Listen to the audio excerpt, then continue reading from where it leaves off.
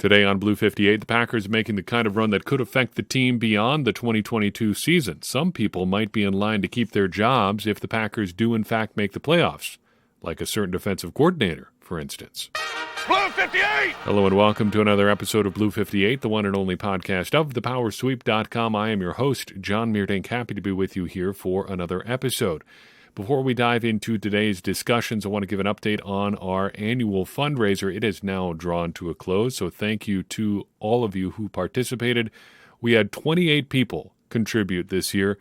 All told, we raised $1,614.80. I am very grateful to everyone who participated. All the prize winners of the various prizes should have been notified by now. And since we had just the 28 donors this year, I decided to give everyone who contributed something a prize of some kind. So everybody who didn't get a jersey or a gift certificate or a T-shirt is getting at least a sticker pack. So if you donated and haven't heard from me yet, let me know. I'll make sure you get something. But anyway, thank you to everybody who participated. Thank you for just making this a part of Blue 58 every year. It's been a blast to do. We've raised a lot of money for a lot of different charities, and it just goes to show what an incredible community of listeners we have here at this little podcast that you help us out with every single year. So thank you for that. Thank you for participating and for putting up with my reminders the last month or so. And just thanks again for making this an awesome thing to do every year.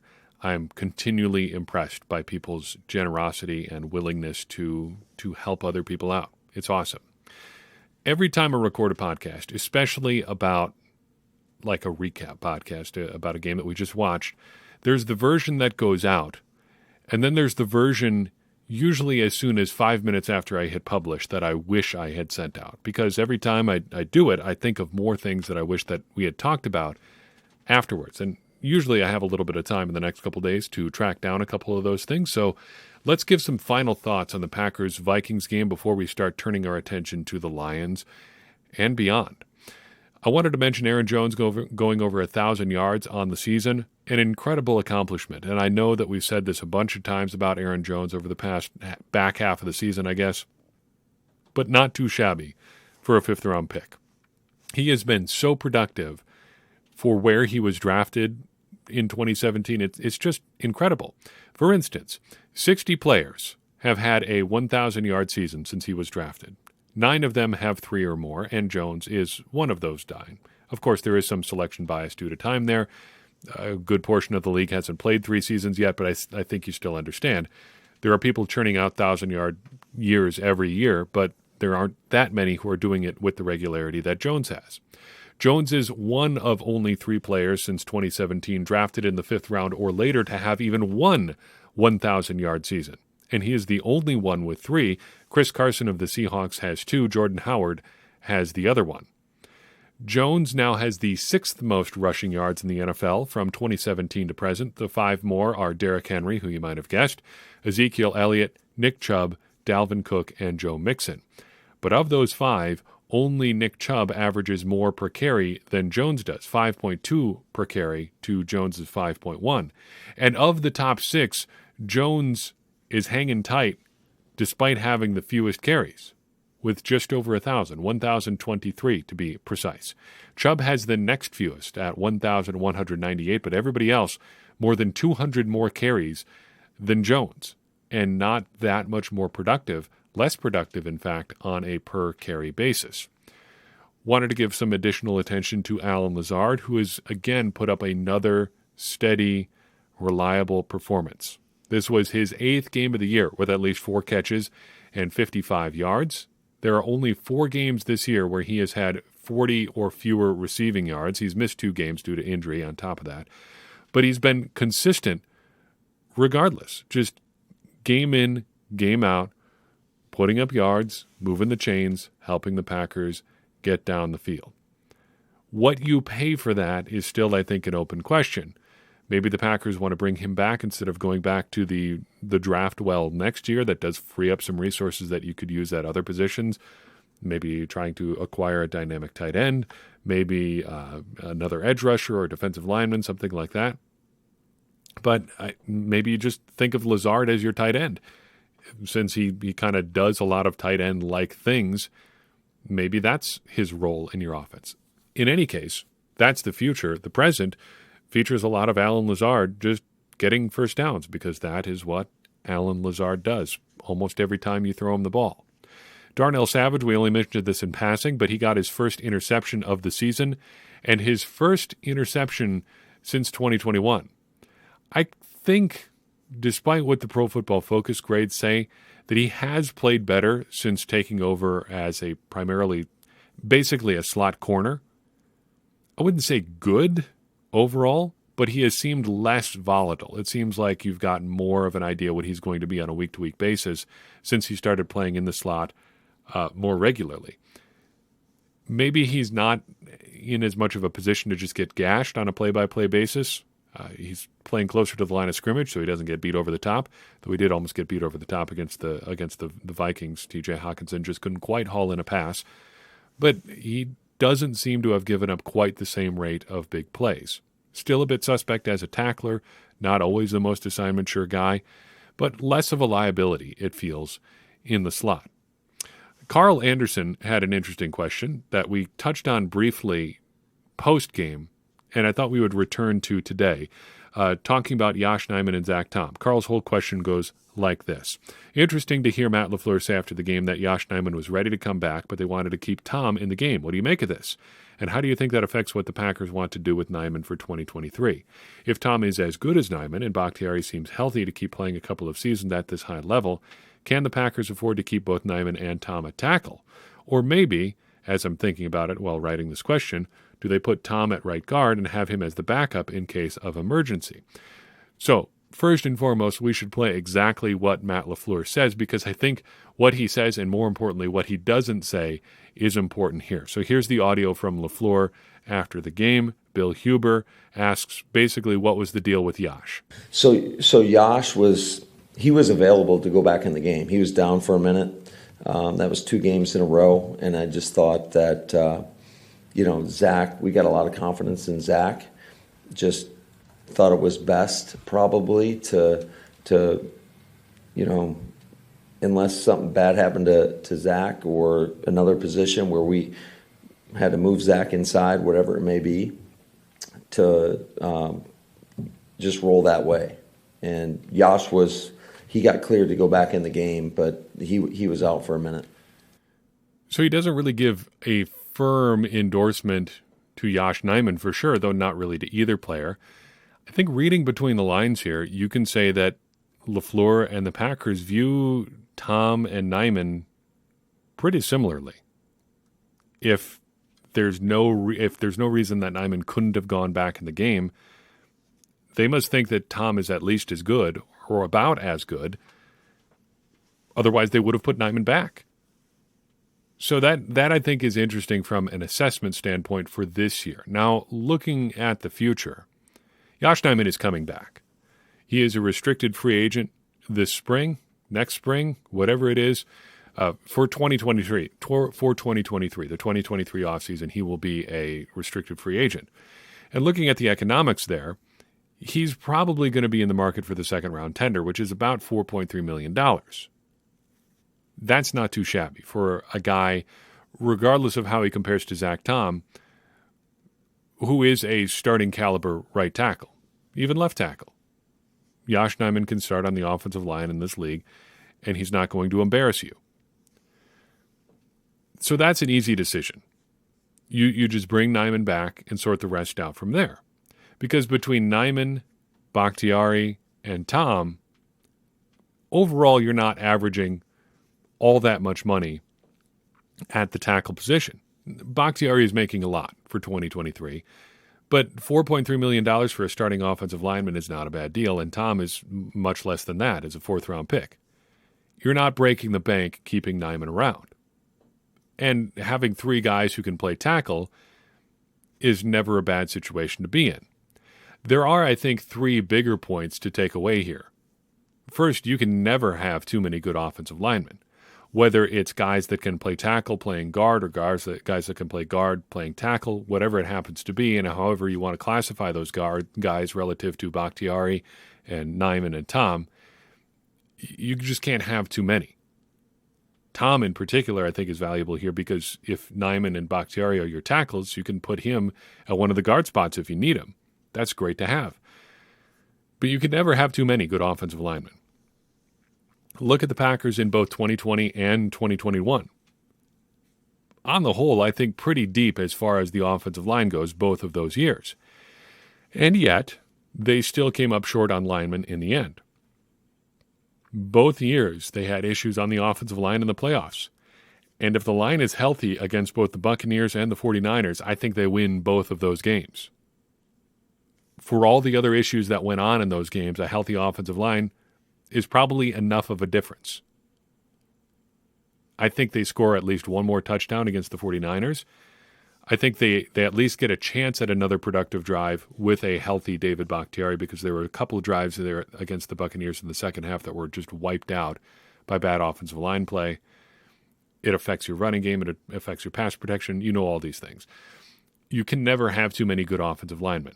Secondly, having a lot of good offensive linemen is especially important to the Packers because they're willing to do some wild things on the offensive line. You play left tackle? Well, we need a right tackle, so you're a right tackle now. Are you, quote-unquote, too small for a tackle? No, you're going to start there unless we need you at left guard or right tackle or right guard, or, shoot, you can run scout team center too if you're Zach Tom. They're going to try some stuff. So they need a bunch of good offensive linemen because that gives them that crazy flexibility. I know we've harped on a guy like Jake Hansen starting early in the season, and we'll harp on it more here in a second, but the reason they had to do that was because they were short on guys, and they couldn't do some of those crazy sorts of things earlier in the season. Now, there were some obvious solutions there, some different solutions. Just play Zach Tom in week one instead of going with a guy who shouldn't, it seems, be on an NFL roster in Hansen. But that's a conversation for a different day, a conversation we've had on many other different days already. The Packers, though, are willing to try some crazy things, and having a bunch of good offensive linemen allows them to do that. Thirdly, and I think we should probably make a point of saying this because we'll probably repeat it in the offseason too, as now the offensive coordinator, but as the offensive line coach since Matt LaFleur arrived in Green Bay, I think Adam Stenavich has more hits than misses doing these wild things. You move Zach Tom to right tackle kind of out of the blue after Yosh Nijman goes down this week. It ends up working out. There are no big problems with Tom at right tackle. They've tried some other crazy things on the line this year, switching Elton Jenkins from right tackle to left guard, kind of on the fly, moving John Runyon from left guard to right guard. They've made these things work by and large. To be fair, on the other side, there have been some high-profile misses for Stenavich and the offensive line too. The call that he made starting Billy Turner at left tackle in the 2021 playoffs is going to be foremost in my mind for as long as Adam Stenavich is around, and probably as long as I cover the Green Bay Packers, because that was a hugely consequential decision that ended up hurting the Packers in, I think, a pretty big way. That is a high-profile miss, but by and large, I think he's been pretty good. You need to keep giving him guys that can do a lot of those things, though. And again, having more options at tackle is a way to do that. The fourth thing here that I want to talk about, fifth thing, relates to tight ends. Now, I talked on last week's midweek episode about something that I didn't like about Matt LaFleur, and that's that he's not always the most creative with tight ends. Well, it wasn't a big scheme-altering thing, but there was at least one play that really showed the Packers doing some interesting things with tight ends, particularly Josiah DeGuara, who seems to be finally here in, year 3, settling into a real role for himself in the Packers offense. And that's really just a super-duper fullback. Not even so much the F-back or H-back stuff that he's done in the past, just lining up as the front man in an I formation and hammering some dudes. The Packers got into a look where it appeared for all the world that DeGuara was going to just push Aaron Rodgers forward on a quarterback sneak. Rodgers lines up under center. Aaron Jones is a tailback behind him. And DeGuara moved in sort of off his left hip pocket. And instead of running the sneak, Rodgers takes the snap, pitches it out to Aaron Jones. Beautiful left-handed pitch, by the way. Jones catches it on the fly. DeGuara seals off a lane in front of him. And following behind Mercedes Lewis and Robert Tonyan, Aaron Jones scampers down the left sideline for a big gain. Now, again, it's not a scheme-altering thing, but it's Matt LaFleur doing something really interesting and creative with tight ends. And that was just very encouraging and fun to see. It was a play I have to imagine that he put in specifically for me after listening to an episode of Blue 58. So, hello, Matt LaFleur, loyal, faithful Blue 58 listener. I'm available as an offensive consultant if you need it. I'm willing to work nights and weekends. Just call me or email me. The contact information is in the show notes. In any case, though, an interesting wrinkle for the Packers offense and something that I hope we see a lot more of. And I think DeGuara is starting to unlock those kinds of things for the Packers offense as they've tried maybe not moving away from, but adding in more power and ISO-based stuff into their run game. If you're not just going pure outside zone, there's a lot more opportunities for a guy like DeGuara playing as a fullback just to put a body on a body and escort someone like Aaron Jones into the defensive backfield. It was beautiful to see, and it was really, really fun to see that kind of wrinkle from LaFleur and the Packers offense. Finally, there's been a lot of talk about intensity with this Packers defense over the past month, really especially over the past couple of weeks. After they go down 20-0 in the first half against the Miami Dolphins, they storm back, shut them down in the second half, and basically just dominate the Vikings start to finish, getting some help from special teams in there too. I wonder, and I don't have an answer for this, how do you account for effort? I thought actually about leading off with this for the start of the Vikings-Packers game. Because I wonder, how would you quantify, if you could, a game that means something more to one team than the other? Because the Vikings were still playing for something on Sunday, but what they're playing for is, I think, a smaller goal than what the Packers were playing for. The Vikings are playing for seeding. The Packers are playing for their lives, metaphorically speaking, of course. They're playing to get into the playoffs. The Packers need this win more than the Vikings do, because the Vikings would still need some help even if they do win to get the top seed. How do you quantify that? I don't know. I've got one crazy idea, but that's about it. So the NFL uses these little radio tracking beacons inside everybody's shoulder pads, and that's why you get those crazy dot images that you see from some people on social media about how they track people's positions on every play. That's where you get some of that crazy data about how fast guys run and things like that, how far a ball carried on a particular play. I'd be interested to see how a team's average, like speed and collision strength compares from game to game. In a game where you look back and anecdotally, like the Packers-Vikings game, say that was a high-effort game for the Packers. They were really intense. They were really hitting hard, running fast, doing all those things. How does their data compare to previous weeks? I want to know those sorts of things, and I want to know if it works at all. Can you quantify effort? Can you quantify what games mean to teams? Can you get that crazy or granular with the data? The data is out there. I would like to have it so we can see these things. Just hypothesizing sort of out loud here. There is one potentially negative aspect of this run, and Discord user Janelle highlights that for us as it pertains to Joe Barry.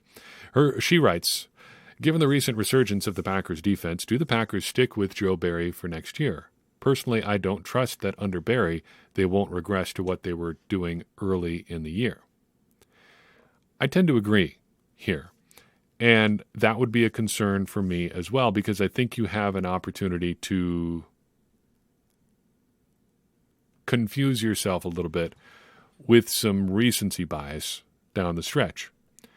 And this is important, or where it's important, where as functionally an executive, if you're Matt LaFleur, you have to be pretty clear-eyed and pretty sober in your assessment of the people you have. And after the season, you have to make these decisions pretty quickly. By and large, the Packers' defense has not been very good this year. I think that's pretty fair to say. They've been statistically poor. They've been pretty scheme poor, as people I trust who do this thing at a much higher level than we do in terms of X's and O's. they say that, the Packers don't run a particularly creative scheme. They've been very static throughout this year, and a lot of that falls on the coordinator. They've also made some unusual, skittish personnel decisions. They've also been very hesitant to change things from a personnel standpoint when things aren't working. I'm thinking about Dean Lowry and Jaron Reed not playing very well for the balance of the season. And then, once you start mixing that up a little bit, get a little bit more TJ Slayton and Devontae Wyatt in there, suddenly your defensive line looks better. And boy, that's kind of an indictment on your coaching staff, isn't it? Put in the guys that everybody's been asking for, who were saying, they're at least, they can't be worse than Dean Lowry or Jaron Reed, and you play them more, and suddenly your defense looks better. That's not very good. At least they're getting better. I suppose we can say that. But to Janelle's point, I very much agree that the defense could very quickly regress to what they were early in the year. I don't have a lot of faith that Barry and the Packers defense can stick with what's been going well over the long term. There's a couple of reasons for that. First, human beings and football coaches are creatures of habit. At a certain point, you just become what you are as a coach. I don't think any coach can just innovate forever. Even the great ones are going to get stale after a while. There have been accusations of that with Bill Belichick, of all people here in the 21st century, getting stale after a while. And maybe it's just for any number of reasons. It's hard to stay on top of trends. After you achieve a certain amount of success, after you've got a certain amount of money, there's just less and less reason to try to reinvent yourself all the time. But it's also just easier to keep doing what you've always known. And for Barry, the what you've always done segment of his coaching career is actually pretty short. He hasn't been running this scheme particularly long. And so to ask him to build on top of what he's done before and really change things up and get creative and add to this scheme in ways that we haven't seen before, I think is asking him to go beyond really what he's been capable of as a defensive coordinator in a fairly long career here in the NFL. Guys like Joe Barry tend to keep getting work because they're consistent. As a linebackers coach, he's going to come in and get his guys to do certain things and get them to play a specific role within a specific scheme, and that's going to be about it. As a defensive coordinator, in 3 separate stops, he's been asked to come in and run a version of somebody else's scheme. And he's run the basics of it, and it's never really built beyond that. So I think as good as the Packers' defense has been of late, there's a good chance that he's always going to want to feel that pull back to the basic stuff. Secondly, I think we need to temper our praise of the Packers and their performance over the last month or so. Now, it has been great that they've won. We also have to remember, though, that they've played the Bears, who are nobody's idea of a juggernaut. They've played the Rams, who are a shell of what they were last year. And they've got, when the Packers played them, they had Baker Mayfield at quarterback, and he'd been in Los Angeles for like a week and a half. They beat the Miami Dolphins, which was a good win, with the small caveat that Tua Tagovailoa's brain may have been jelly for the second half. And then they beat the Minnesota Vikings, which is the best win of the season. No real qualifiers there. You've got 1 really good win in there and 3 wins where you're like, okay, well, you should have beaten those guys anyway. Now, take nothing away from their wins. You can only beat the guys that you play. But this is why you've got to be kind of clear-eyed and careful about your assessment of the players and people within your building. Context matters. When these things are happening matters. It is part of that job as a head coach to make those calls based on the totality of the season, not just on what you do near the end. However, if the Packers were to go on a run and win the Super Bowl, say, if Joe Barry's back in 2023, I can probably live with that. But as fellow Discord user No Misery writes, if this happens, someone should tell Barry, well, it can't get any better, so maybe you should just stop. And that way we have the best of both worlds. Packers win the Super Bowl. They've got a new defensive coordinator next year. Win-win. Perfect. Want to finish by talking about Aaron Jones here again. Relatively new Discord member, Gabe's MSU11, asks, do the Packers keep Aaron Jones next year? Conventional wisdom says no. However, I think the Packers know how to maximize him, and he does so much for the offense. Let's talk about that second point first. As we've mentioned in this episode already, Aaron Jones has had an incredible career. The Packers have gotten a ton out of him. He has given a ton to the Packers.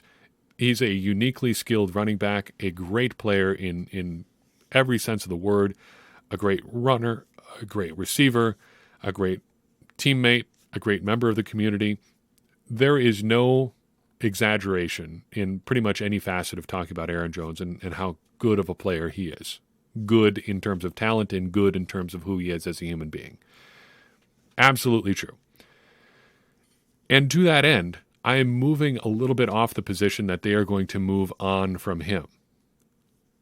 Personally, I think it's about a toss-up at this point, because I think the Packers are looking at their 2022 season probably as pretty close to a success. Because if you're honest with yourself, and I think the Packers probably are, this is about how they should have expected the 2022 season to go. Now, ideally, the offense would have come together sooner. They wouldn't have had the major bumps in the road they had earlier in the season, and they would have locked up, say, the 5 or 6 seed by now. And week 18 is just about a little bit of tune-up before you head into the wild card round. That all aside, I still think that they think they're on track to be where they want to be in 2023, because I think Aaron Rodgers is coming back. And if they want to have the best possible version of their offense, Aaron Jones is probably a part of that picture. However, as we've said all along, it looks like it's going to be pretty hard to get his contract situation much more manageable without getting really crazy in the future. First, the cap hits. It's $20 million in 2023. It's $16 million in 2024. That's age 29 season and age 30 season. That's a pretty big ask already. On top of that, the Packers already have built-in void years in his contract for years 2025 and 2026. How long do you want to still be paying Aaron Jones? Because 29 might be doable. 30 is a big maybe. 31? 32?